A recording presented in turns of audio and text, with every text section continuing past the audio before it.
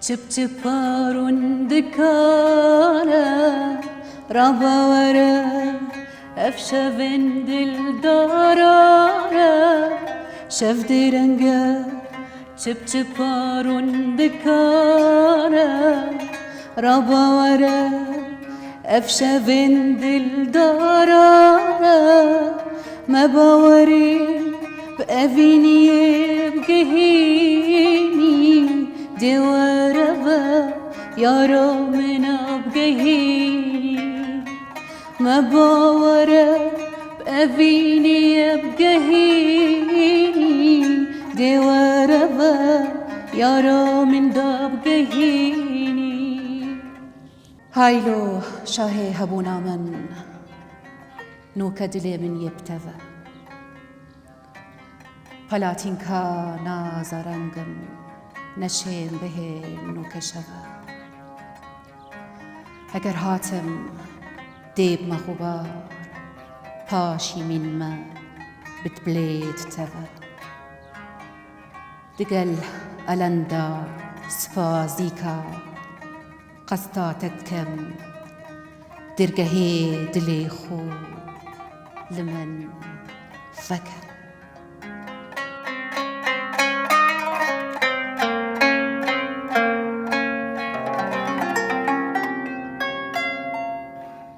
دەم خۆش خەندەخان زۆر سپاس بینەرانی خۆشەویستی کەناڵی کوردستان 24 ئەم کاتەوە هەموو کاتێکتان باش فەرموون لەگەڵ ئەڵقەیەک و وێزگەیەکی نوێی بەرنامەی قەلەندەرخانە لە شاری دهۆکی ڕەنگین بەرنامەی ئەم جارەمان لێدوانە لەسەر ژیان و شیعرەکانی یەکێک لە شاعیرە خۆشەویستەکانی ئەم شارە کە ئەویش سدیق شێرۆیە بۆ قسەکردن و لێدوان لەسەر شیعرەکانی و لەسەر بەرهەمەکانی و لەسەر شێوازی ژیانی ئەم شاعیرە بەڕێز خات و فەریدە ڕەجەب خێزانی شاعری گەورە کاکە سدیق شێرۆ ئامادەیە لە بەرنامەکەمانە بۆ لێدوان لەسەر ژیان و شیعرەکانی هەروەها لەگەڵ برای مۆزیسیان کاکە بێکەس بە ئامێری قانون خات و فەریدە بەخێر هاتی بۆ بەرنامەکەمان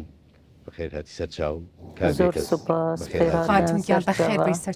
سەرچاوان بێگومان لەگەڵ هاوکارم خەندەخان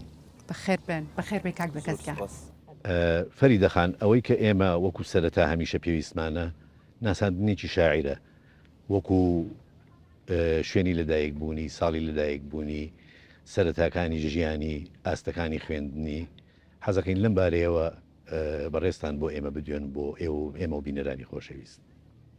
پێشی بخێر هاتنە هەوەتکەین هەش هەولێر و سلێمانی و سوپاسی و دەستخۆشی کەناڵی 24 بکەین و بەرنامە هەوە قەلەندەرخانە کە بەرنامەکێ زۆر بەهایە ڕاستی زانیتن جێ بگریتن پەل بژێریت ئەو کەسانەی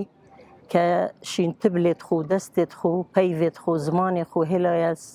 پشتی خو و بەری خوژی ڕاستی دەستخۆشی لوەتکەم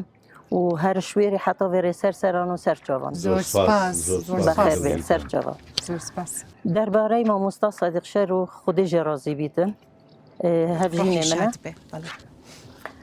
طبیعی ئەو ژدایک بوویێ ساڵە 1954 لە گوندی شێخ حەسن دەڤێرا مزیریا سەر قەزا شێخان بە هەر منداڵیا خۆ چوونە هەر حرەکە کوردی و شوڕشی ئەیلول و ئەوانە خەلکەمی دەربەدەر بوو ئەوانش چوونە ئێسڤنێ الوێرێ قوتابخانە خویا سەرەتای تەواو کرد پاشی هەر حاڵێ هەموو کوردانەوە بوو یعنی هەندێک چوونە خوارێ و هەندێک هاتنە سەری و ئەوان چوونە مووسلێ شارێ میسلێ ناڤنجی و ئامادەیی و زانک و لوێرێ تەمام کریە گەل خێزانە خۆما بوو لوێرێ حتا چارێ زانکویێ سێ یان چارێ زانکویێ شۆڕشی گولان دەست پێ کرد ئەو شوەکی قوتابیا هەمیا چوون ڕەڤین یعنی چوونە گڵاڵە لەوێن درێ طبعا پاش چوونە قەلازێ وەختی قەسف یعنی قەلازێ چێبووی ئەوژ لەگەل وان بوو طبیعی پشتی هینگێ قیادا حزبی بریار دا کو ئەوانە بکەنە مامۆستای شوڕەشێ كرن بما مستوى شورش فري كرنا هري كي منطقة يعني أو فري كرا منطقة ناحية سرسنج بله كويجا في خانوي ما مستوى هر قطابي جهاد بنوير ويندري أوان قطابيان يعني طبعا بو قطاب خانه فكر بو خانوي ما مستوى فكر فبو ما مستوى الويري ما في چندكي باشان نقل كرا جندي من يعني جندي بامرني استا ناحية بله نقل بوها تبامرني والويري طبيعي وانات قوتن اجي قطابيوي بوم ومالويري كدنياسي افاجيونوي يا كورتي يا اكاديمي يعني بشتينجي طبعا زفري نفسر كارت خام همي حفتي وشاري صالك يعني بو مهاميا باش فابر چونكو حساب نكر حكمة عراقي اوش زفري فاف كلية خو وصال بو همو كرد فوتا بو همو كتاب يعني كرد بله كنجيبو الميسل حتى خلاص بويش زانكوية بشتي هنجي تعيين بول دهوكي ومخزاني بك إنا منوي هم الدهوك طبعا كنجيبوين بله وك ديجيانوية هنري وشعري طبيعي هر شوي قوي يعني من وقت أس طالبة وأو سيداي من چونكي دمتها تتواني دا همي بابت بي مثلا أدبيات بون بله مثلا بو ما دارشتنك قد با اسلوب شعري بو خاتون گیان دیارە شاعر لە تەمەنێکی زۆر لاویەوە دەستی کردو بە شعر نووسی. بله أو لمقدمي يعني كتابة خدای گوتی من سال 1968 بله. بيجيت از داغبار بوم محمد عارفي جزيري روجاكي مگوی خود دسترانوي قلت مگوتي أفا قالك يعني عظيمة ومعظنا بوشي أجيك من دنجي هاي ومن شيانة تين أجي بما تشتكي هصا يعني بله. قلتي من بو بابي خو شان بديك الشعري يعني هم الشعرك شتي فلكلوري بو قلت بابي من كيفوي هاد روندكش جواب نخاره قلت تا أبديو هاي شيان تين يعني هر قلت شوي قوي دست بكر طبيعي وقت زانكو يجي قلت قالك جارة يعني وقت مثلا مناسبات نوروز ما تشدون عن حفلات زانكوية أو يعني خو أبديت كربو هندي تقديم كات. بله. خاتون گیان کاریگەری کی لەسەر بوو بۆ شعر؟ هر أبو كاريجريوي هر أبو بۆ شێوەیە دەستی پێکرد بە شعر يعني نووسین كسي دينا بو هر بله. ويقو فطري أو حزها بو إمكانياتها بو يعني. بله. دیارە خاوەنی ئیلقایەکی شعری زۆر جوانیش بوو. زور يعني شبله يعني أنا ظالم شو وصفي بكم إلقائي يعني بتر أو أصنظانم يعني تقديمه يعني أجر الفيري حفلك شيء بابا نبا بيشكشكار نبا أو هراسن داشت هر 4 دقيقة كده دنيا في السيتو وراسن دي بيشكشكار جملة خند نوي الشعر كاني ببراستي زور بدنيشي جوان وبهستيشي قولة والشعر كان خوينته يعني أول شيء قال لك للشاعران كخوان ناتوان شعري خوان بجواني بكنه بلام أو زور بجواني شعر كان جين أبخو يعني أبخو الشعر ناتشيوش بركت يعني لا برنبون بله بس أو تقديمه وي تقديم كر شيات ويجا ده شعري شيكتن يعني شيكتن بوي مناسبة بله بوي هالكفته يعني شيات شيكتن كجالك جارة وجار من طبعا تمام نكر أخفنا خو كالبامرني طبعا بيستويكي نوروز كاتبوت بفترة ده أوي تقديم شعرك قد أس وبظانم أو شعر أبو بله أو شعر قد أو نوروز قد يوجا يعني أم همي قطابي دغبار بو أسلوبه وبو يعني بيشكش كرنا إلقاء يعني هموتش بله. بۆ من ئەو کاتانی کە گوێی لێگرم دیمەنی سینەماییم بێتە پێش چاو. يعني ئەوەنە بە جوانی ئیلقاءەکە ئەوەنە بە جوانی ئەتوان بڵێم وەکو ئاکتینگەکە وەکو نواندن ئەکا لە ئیلقاءەکەیە زۆر بە جوانی أوي يعني إمكانيات زيادة زور هبون بله زيادة يعني عندك جارة مثلا كلمة كبتشيك دبجمي مثلا من فيتن تشتكي سيرفي بظانم بله أو شيء 3 صفحة وسربن بيسيتن بله هر لحظة ده يعني تفكير نذكر خاتون گیان درێژە بە باسەکانمانەیە لەسەر شاعر دوای ئەوەی کاک بێکەس و کاک حەمید شعرێکی تری شاعرمان پێشکەشە.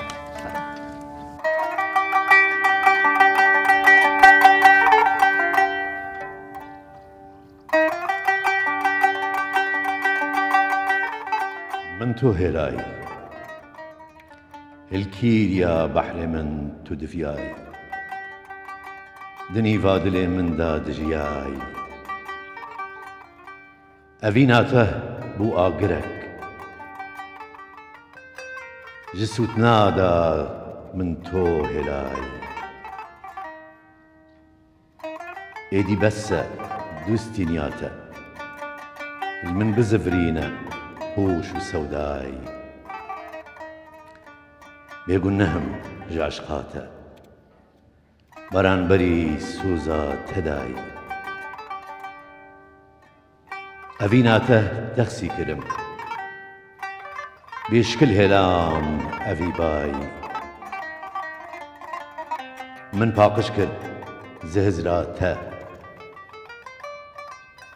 ئەڤی دلێ تۆ تێدازای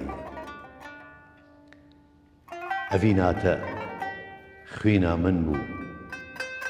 لەشێ من بووش دەمێ تۆدایی خەونا مەزن بەحسێ تەبوو الكورتەژینێ ئەوژی نەمایی هزرا من بووی مانا من بووی ji xewê rabûm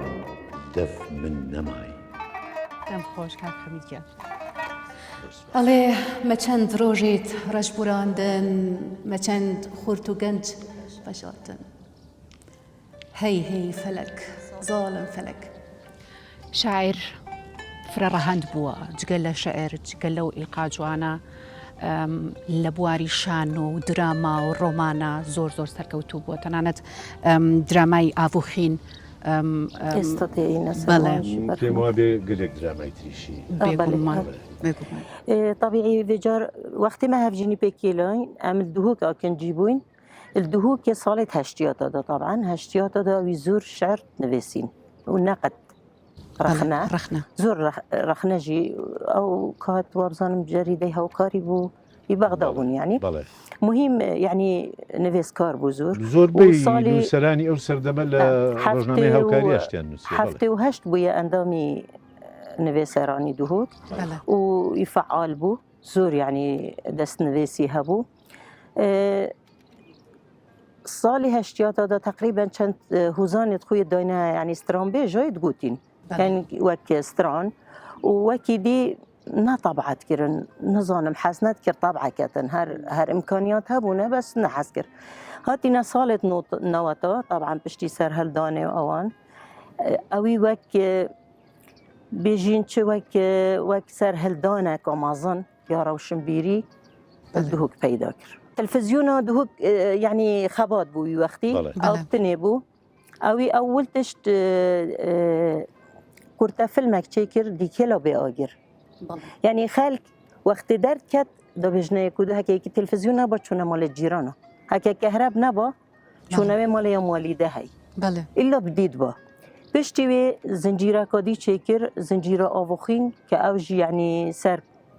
جحله که کرد بو وقت گرت و بردا و حکمت برزکری و سر عاشق خود شويه افرازو فيعني هميش طبيعي او تشتيت كنش معاناه ملت كرد بون بله پشتی ویجی پشتی آوخین چکری زنجیره تلفزیونیت وجدان چکرن و وجدان چبون هر بابتك كومالاياتي با يه روشنبيري با يه سياسي با يه نقد با يه اوي حدث تكرا زنجيره نفسي وهندك ممثلاجي چن دوان ممثلاجي او جيت موجود اندوكي يعني فقيره صار حسابه خود شتكر بس وي او طبيعي بوم المال افتشتهميت قوت شنيكوتشو جهجي حتى نبون حتى جهنا بون يعني وان يعني تمثيلي اللي كان اكثر كتشك بينن نبون بس يعني بهيدات كرم زحمت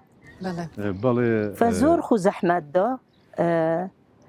بشتي هنگي هر نواتا دا هر سالت نواتا دا برنامه که دی چکر ایجاری قشنگ و جوان و هستیار و ذوق و کیف بو چونکو اب خوب طبیعت خو انسانه که زور ذوق چی بو يعني همو خلقت قوتي اهل الكيفه يعني هذا تشش قهري نظانيت فبرنامج باغي بينا را تشكر باغي بينا راجي طبعا برفره وزوري برفره وابزانم حتى منطقه هولير وسليماني جهاد بو لقاءات اتوانا بوي برنامج هر واسا برنامه با طبیعی راگهاندنا پرورده گشتی بو ابخو ریوبری راگهاندنا پرورده گشتی با اویدی برنامه پرورده جی هروی آمادت کرو اکی دی پیشکش کرد هندک جاروی بخو پیشکش کرد مثلا میجویی دیسانه که گلک چود ناف دا و بزانم ویو سید رشید فندی هر فتره که ایک تقدیم کرد برنامه بس بشتینگی راستا اوه تلفزیونی و دو ماهی شفجی اوی زنجیره کدریج یا خاطر خواستن ناوه خاطر خواستن هر شف و زانک تا تخواند بن تلفزیون و دهوک طبعا بشتینگی و خاطر خواستن شوه بو او جی هر التلفزیونی رادیون دیسوی برنامه گلک هبون ایک شوان برنامه توی باغ جیانه ایک جی باغ اویدی برنامه نیروش هر واسا گلک دیدار و سمینار و جاف بیکتن و مسألة پروردهی همو الراديو والتلفزيون تقريبا او حتى تقال صحي يعني تقال صحي تشنكوي يعني وانا قد بنا تمريضة دهوك فعلاقات قالك تقال خاستي جهابو حتى تقال الصحي مسألة صحي قالك جاتشوت إينانو تكرنا بابات بله أبا تقريبا يعني قالك بكورتي سر تشتوي أبي قالك آماده جكري أشم يعني نكو صديق شرو هوزان وانا نا روشن بيرة نفسكارة وابزانم جنوسة يعني تشي بابة التدفية وينفسي جي بس مخابن يعني همو المال السريك وقالك ما يتقال خوشي إناين آماده نتحاضرن حتى يعني دمي نخوش بوي هر ما تقولي طبعا كاين برادر تادنا لاي دي بوتا چه كاين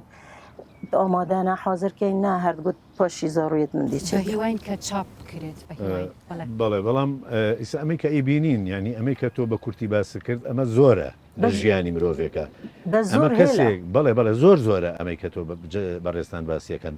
يعني وكو روجنامنوز وكو رخنقر وكو بيجر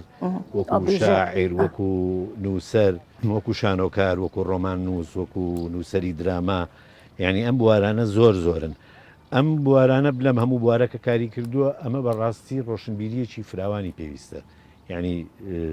دیار زۆر ڕوونەکە خوێندنەوەی زۆر بووە بله سەرخوێندنەوەژی ئەس دێ بوتە يعني تشتكي بێژم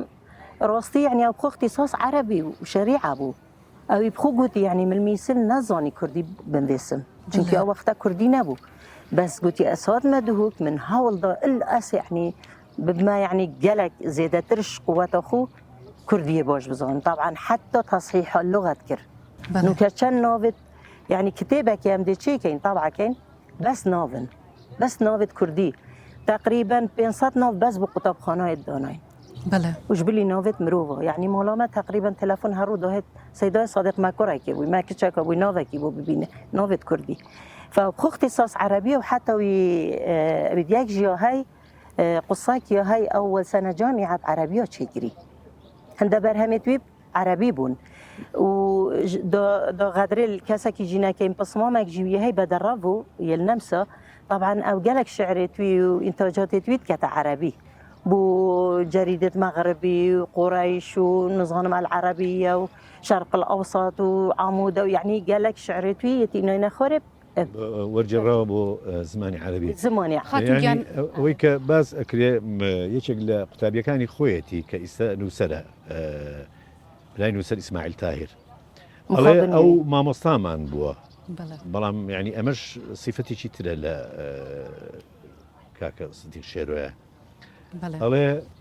ما مصامان بوا بلام هرجيس اسمان نكردو كما مصامانه هەمیشە وەکو هاوڕێ بووە لەگەڵ مانە کەسێکی هەندە خاکی هەمیشە لەگەڵ ئەو دەرسی عەرەبی کە پێوتوینەتەوە وانەی عەرەبی پێوتوینەتەوە هەمیشە دەدەقەی وانەکەی داناوە بۆ باسکردنی هەندێک بابەت لە دەرەوەی وانەکەی وەکو بابەتی فکری بابەتی کوردایەتی گەلێک بابەتی تر یعنی ئەمێ وەکو مامۆستا باسێکی مامۆستای بخۆ بوو مامۆستایم بوو ئەس تاڵیبۆی بووم طبیعی ئەڤەش صفاتێ تویت مميز بووش هەمی مدرسە وقتی تا تجور يعني حتى تيلا يعني أما مسألة نفسينا بشتي ما ظنبوينا فهمي نفسينا أو تيلا إلا تهدئة بن طلبة مرتاح ببن سحبة تذكر وكي بيجين أوضاع الساعة همي بله بوجود بوانا كاكش مشكلة هي كاكش أريشة كيد فيتش بافيدن حريات يعني وكي أنا حريتك وشني بابتك جيت أزرانت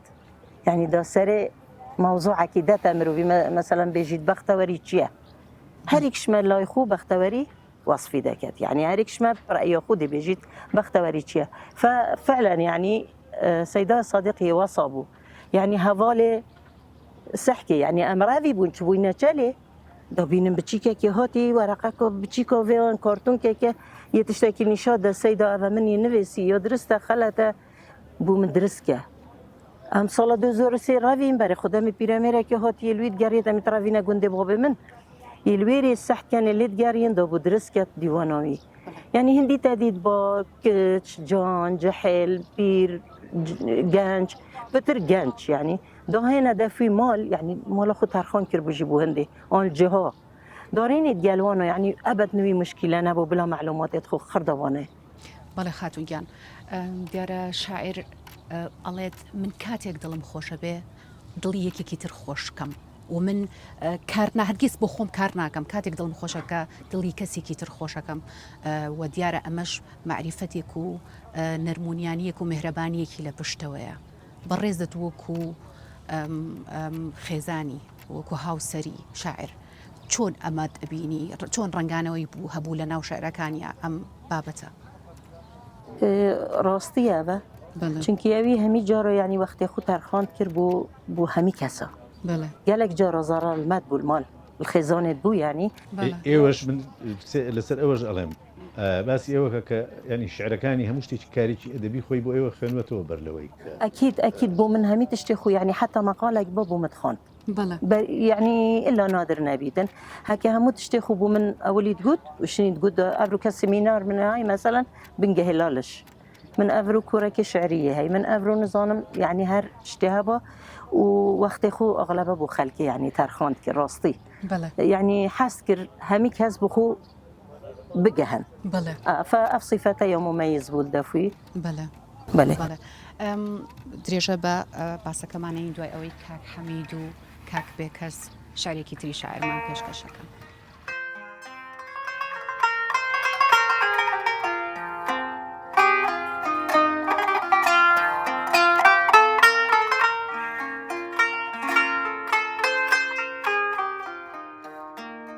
جارێکی بێژە من گەلک جارە بێژە من ئەس حەشتت کەم ما تۆ ji چی دترسی ما مرۆڤ ji bêhna gula direvî cihelatna rûjê ditirsî ji girnijîna stêra ve diciniqît bêje û bêje تۆ حەجمن دکەی مشەکە دەنگێ زەنگلا زێرین